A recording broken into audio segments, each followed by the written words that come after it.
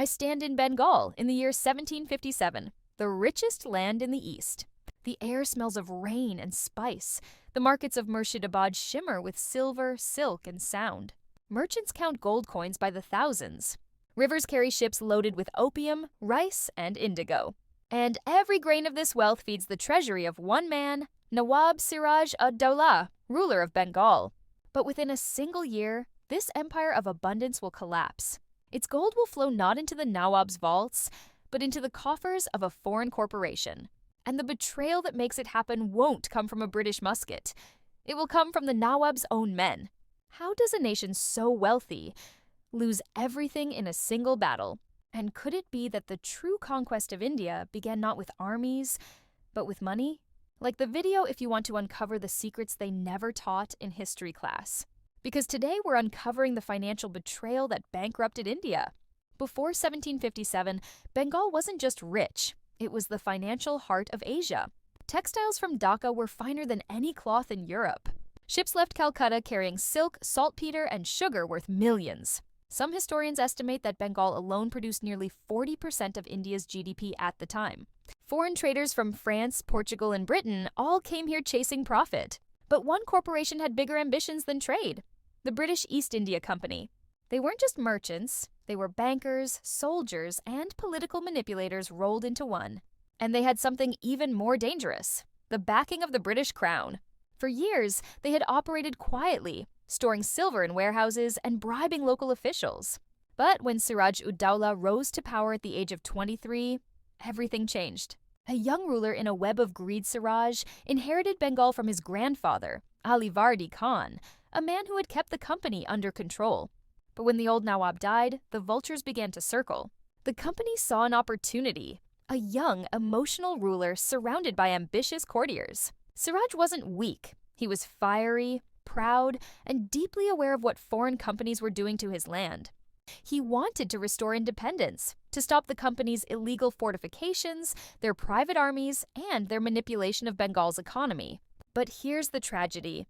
The very people meant to protect him were already being bought. The East India Company had mastered the oldest trick in the book. If you can't win the war, buy the generals.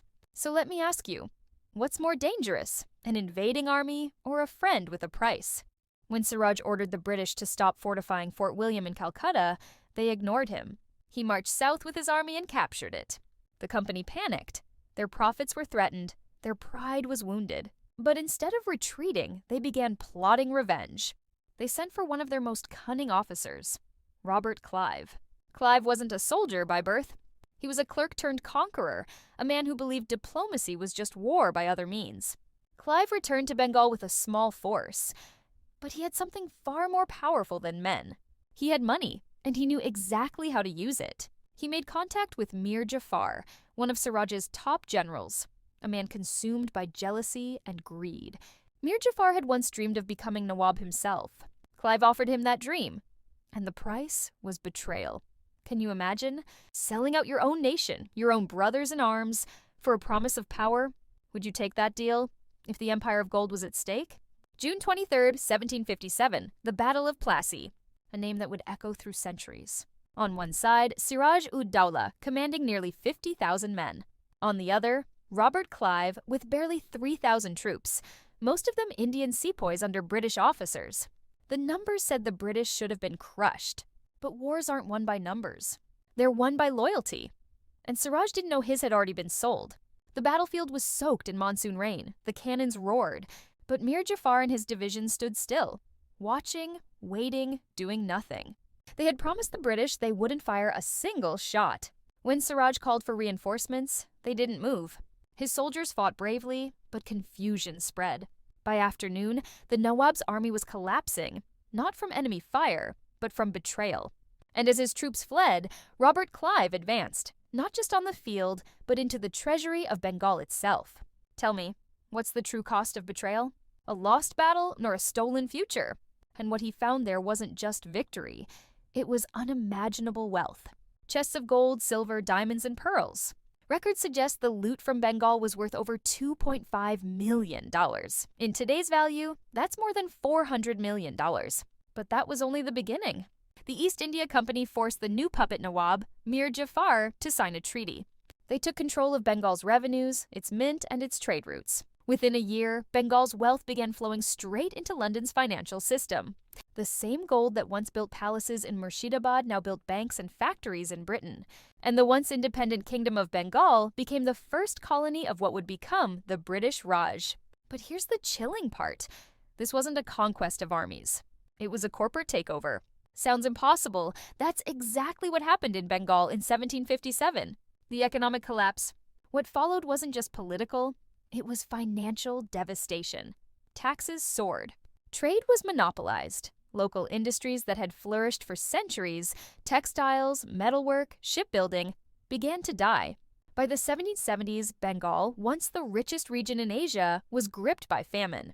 Millions perished. The very land that fed empires was starving. So here's the real question. Was the Battle of Plassey just a war, or was it the world's first corporate coup? Siraj ud-Daulah had tried to defend his nation's economy from exploitation, but his defeat handed that economy to the East India Company, and through it to the British Empire. The man behind the tragedy. Siraj was captured days later while trying to escape. He was executed, murdered by the very man who had betrayed him, Mir Jafar. His body was buried quietly, without ceremony, without honor. The man who had ruled Bengal, who once sat atop one of the richest treasuries in the world, died alone at 24. And yet, in his fall began the rise of Britain's empire. The wealth of Bengal became the capital of the Industrial Revolution. Clive went back to England a millionaire, celebrated as a hero. But even he later confessed, "The riches of India have made me a monster." What does it say about a world where morality collapses the moment profit appears? The Battle of Plassey wasn't just a turning point in Indian history, it was a turning point in global finance. For the first time, a private corporation, not a government, had conquered a nation. The East India Company didn't just trade goods, it minted coins, collected taxes, and printed laws.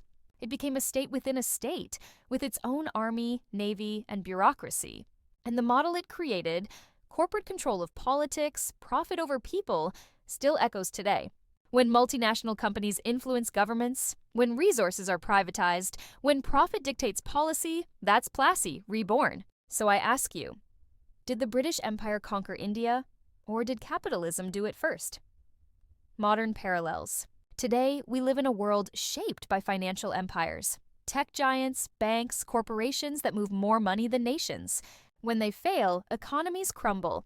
When they thrive, they rewrite the rules. Back then, it was the East India Company. Today, it's data, debt, and digital monopolies. History doesn't repeat, or it rhymes quietly, expensively. And every time we ignore it, another Plassey waits to happen. So, when you hear the word globalization, ask yourself, is it connection or control? And when you see nations drowning in debt, ask, who really profits? Final reflection. Siraj ud-Daulah's story isn't just about war or betrayal. It's a warning about what happens when money becomes more powerful than morality, when loyalty is traded for silver and freedom is sold at a discount. He wasn't just a ruler, he was the last defender of India's economic sovereignty, before it was sold to shareholders in London. Today his name survives in whispers, a tragic hero, misunderstood and forgotten. But the empire he fought to protect still echoes in every discussion of wealth, control, and corruption. So maybe the real lesson of Plassey isn't about the past at all. Maybe it's about the next time someone tries to buy a nation's soul. Because as long as greed exists, history will always be for sale.